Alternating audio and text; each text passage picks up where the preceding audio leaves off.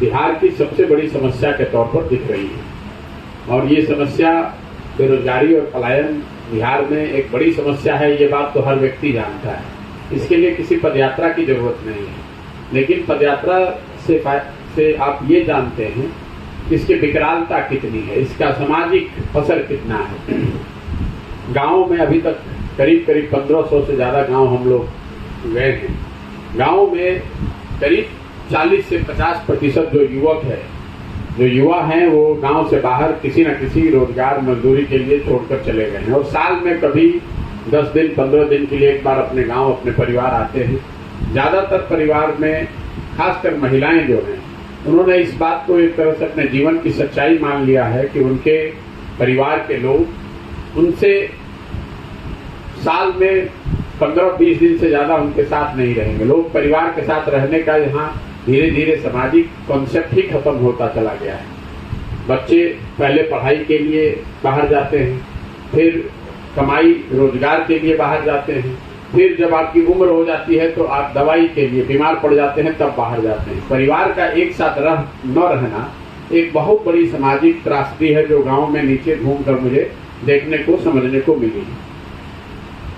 दूसरी जो बड़ी समस्या है वो जिसकी चर्चा हर जगह हो रही है, वो है शिक्षा व्यवस्था का ध्वस्त हो जाना। बिहार में शिक्षा व्यवस्था पूरी तरीके से ध्वस्त है, ये बात कमोवेश सब लोग मानते हैं। लेकिन पदयात्रा के दौरान मैंने जो देखा कि पूरी जो स्कूली व्यवस्था है पढ़ाई की, वो उत्क्रमित विद्यालयों और समायोजित शिक्षकों के द्वारा की कंधों पर है। और जो सारा दिक्कत है, कई लोग ये बताते हैं कि शिक्षकों की गुणवत्ता एक मेजर समस्या है, वो एक समस्या है, लेकिन शिक्षा व्यवस्था के ध्वस्त हो जाने के पीछे सबसे बड़ी जो परेशानी मुझे दिख रही है, वो है समतामूलक शिक्षा व्यवस्था बनाने के नाम पर हर गांव हर पंचायत में कोई स्कूल खोल दिया गया, स्कूल के नाम पर एक बिल्डिंग बना दी गई। इस बात की चिंता नहीं की गई कि जहां पर बिल्डिंग है वहां पर पर्याप्त संख्या में शिक्षक हों, जहां शिक्षक हों वहां पर बच्चे हों।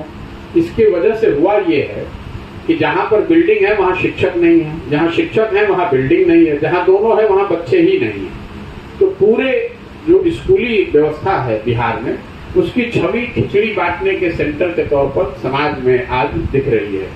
जो लोग कॉलेज में जा रहे हैं, किसी तरह कॉलेज तक पहुंच जा रहे हैं, एक तो यहाँ कॉलेज की भी हालत ऐसी है, वहाँ बिल्डिंग है, वहाँ शिक्षक भी हैं, बड़ी संख्या में छात्रों ने वहाँ नामांकन भी करा रखा है, लेकिन कॉलेज में भी यहाँ कहीं पढ़ाई नहीं हो रही है। बच्चे वहाँ एक बार नामांकन के लिए जाते हैं, फिर एडमिट कार्ड लेकर परीक्षा देने जाते हैं, और फिर अंत में एक बार डिग्री लेने जाते हैं।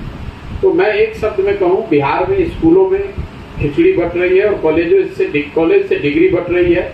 वो भी डिग्री 3 बरस की, 4 बरस, 5 बरस, 6 बरस में लोगों को मिल रहा है।